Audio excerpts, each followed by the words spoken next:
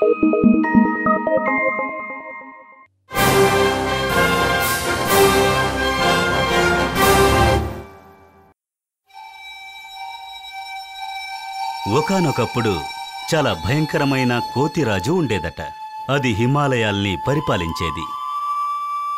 దానితో ఉన్న కోతులన్నీ దాని పిల్లలు, భార్యలు మాత్రమే. తన సింహాసనాన్ని తన కొడుకులు ఎదిగి అపహరించుకుంటారని భయపడింది.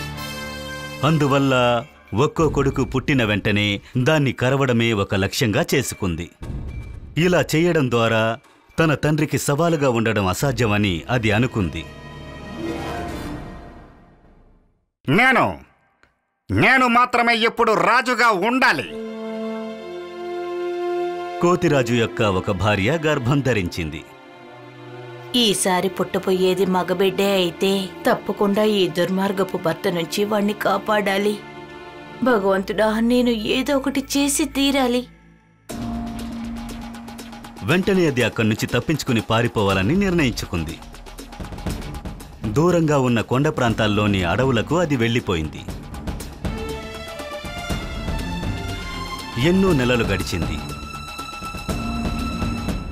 ఒంటరిగా ఉంటే నాకు బోరు కొడుతోంది.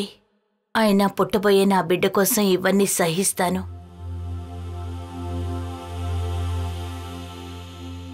త్వరలోనే అది ఒక మగ కోతికి జన్మనిచ్చింది. తల్లి కొడుకులు చాలా సంతోషంగా ఆనందమైన జీవితాన్ని గడుపుతున్నారు. కొద్ది రోజుల్లో ఆ కోతి ఎదిగి పెద్దదై బలంగా ఉంది. ఒకరోజు అది తన తల్లితో, అమ్మా, నాన్నగారెక్కడా? నేను ఆయన్ని చూడాలి. కుమారా, కొండ దిగువ భాగానున్న కోతి మొక్కకి మీ నాన్నగారే మహారాజులు. కాబట్టి నువ్వు యువరాజువి నాన్నా. అమ్మా, నన్ను నాన్న దగ్గరికి తీసుకువెళ్ళండి. వద్దు బాబు, నాకు చాలా భయంగా ఉంది.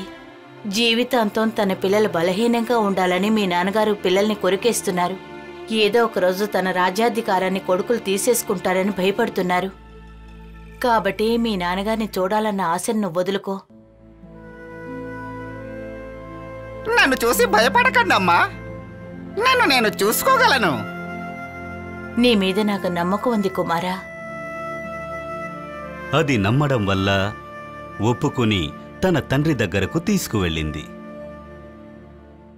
అక్కడ 2 కోతులు వస్తున్నాయి. అదెవరు? అరే, తను నా భార్య. తనతో పాటు వస్తున్నది. బలమైన తన కొడుకును చూసిన వెంటనే, ఎలాంటి అనుమానం లేదు, అతను నా కొడుకే. వీడి గనక ఎదిగి పెద్దయ్యాడంటే నా రాజ్యాన్ని నాకు లేకుండా చేస్తాడు. అందువల్ల నేను వాణ్ణి ఎలాగైనా చంపి తీరాలి. నేను వాణ్ణి ప్రేమగా కౌగిలించుకున్నట్టు నటించి వాణ్ణి నిజంగా చంపేయబోతున్నాను. ఆ రాజు తన కొడుకుని ఆహ్వానించారు. అరే, నా ప్రియమైన కుమారుడా, ఇన్నాళ్లగా నువ్వు ఎక్కడ ఉన్నావు? నిన్ను కలవకుండా ఎంత బాధలో ఉన్నానో తెలుసా? నా అర్ధాంగి నన్నెందుకు వదిలి వెళ్ళిపోయావు? ఎలాగైతేనే మీరిక్కడికి రావడం నాకు చాలా సంతోషంగా ఉంది. ఆ తర్వాత తన కొడుకును కౌగిలించుకుని అతన్ని గట్టిగా నొక్కడం మొదలుపెట్టింది. అతని ప్రాణం పోయేంతగా నొక్కింది. కాని కోతుల యువరాజుకు ఏనుగు బలం ఉంది. అతను కూడా తన తండ్రిని గట్టిగా నొక్కి పట్టుకున్నాడు. రాజులాగే యువరాజు కూడా ప్రాణం పోయేంతలా నొక్కాడు. ముసలిరాజు ఎముకలు విరిగే శబ్దాన్ని అతను విన్నాడు. ఈ భయంకరమైన కలయిక తర్వాత ఆ కోతిరాజుకు కోపం ఎక్కువయింది. ఏదో ఒకరోజు తన కొడుకు తనను చంపేస్తాడనుకుంది. ఆ తర్వాత ఆలోచించి, దగ్గరలో ఒక చెరువులో జలరాక్షసుడున్నాడు. వాడు నా కొడుకుని తేలిగ్గా తినేస్తాడు. ఆ తర్వాత నా సమస్యలన్నీ తీరిపోతాయి.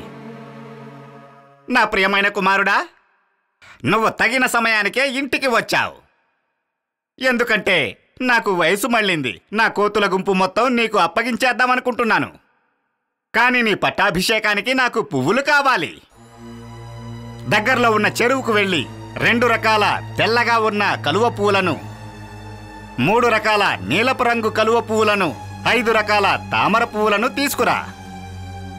వెంటనే కోతుల యువరాజు, అలాగే నాన్న, మీరు కోరుకున్నట్టే నేను వెళ్ళి అన్నిటినీ తీసుకొస్తాను. ఆ చెరువుకు అది వెళ్ళిన వెంటనే ఆ చెరువులో కలువ పువ్వులు, తామర పువ్వులు ఎన్నో పూసి అక్కడ అందంగా కనిపించాయి.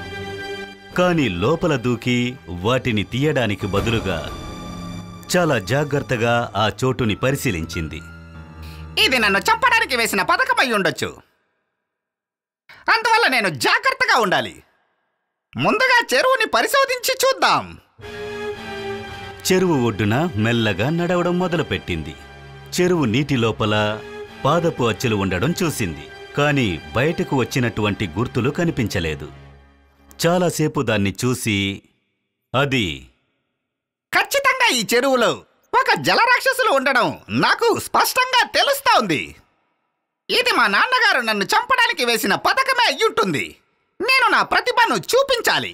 నా తెలివితేటలతో ఆయన మీద విజయం సాధించాలి. అది ఇంకా పరిశీలించడం మొదలుపెట్టింది. చెరువులో ఒక ఇరుకు మార్గాన్ని కనిపెట్టింది. అక్కడ ఎంతో కష్టపడి ఒకవైపు నుంచి ఇంకో వైపుకు దూకడానికి ప్రయత్నించింది. అలా దూకుతూ ఉన్నప్పుడు ఒక పువ్వుని చెరువులో నుంచి తీసింది.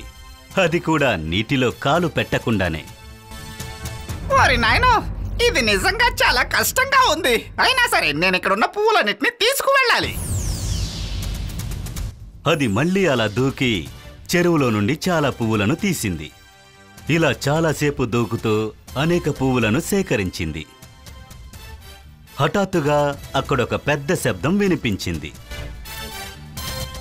ఆ యువరాజు చెరువు పక్కన నిలబడి చూసింది. ఒక నీటి రాక్షసుడు నీటిలో నుంచి బయటికి వచ్చాడు. అతన్ని ఎంతో ఆశ్చర్యంతో చూసింది.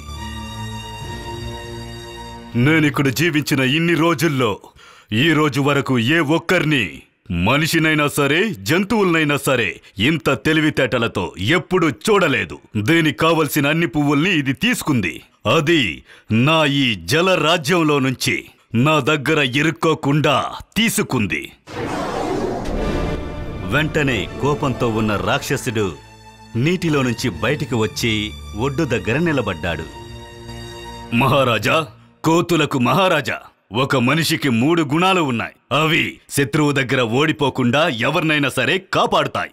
ఆ 3 మీ దగ్గర ఉన్నాయి: ప్రతిభ, ధైర్యం, జ్ఞానం. మీరు నిజంగా ప్రతిభావంతులే.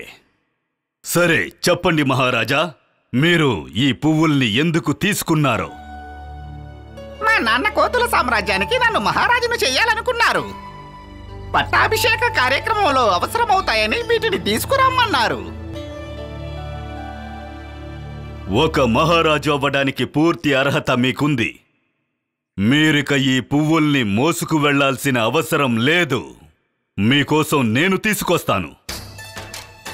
ఆ జలరాక్షసుడు పుష్పాలన్నింటినీ తీసుకుని యువరాజును వెంబడించాడు. జలరాక్షసుడు పుష్పాలన్నింటినీ తీసుకుని యువరాజును వెంబడించి రావడం కోతిరాజు చూసింది. వెంటనే ఆ రాక్షసుడు వాణ్ణి తినాలనే నేను ఆ పువ్వుల్ని తీసుకురమ్మన్నాను. కానీ వాడు జలరాక్షసున్నే పనివాడిని చేశాడు. నేను ఓడిపోయాను. తన చెడు ప్రవర్తన అందరికీ తెలిసిపోయి ఉంటుందని కోతిరాజు భయపడింది. ఆ సంఘటనతో బాగా భయపడిపోవడం వల్ల ఆ కోతిరాజు గుండె 7 ముక్కలుగా పగిలిపోయింది. అక్కడే ఆ కోతిరాజు చనిపోయింది. అక్కడున్న కోతులన్నీ ఈ బలమైన యవ్వనంలో ఉన్న యువరాజుని రాజును చేశాయి.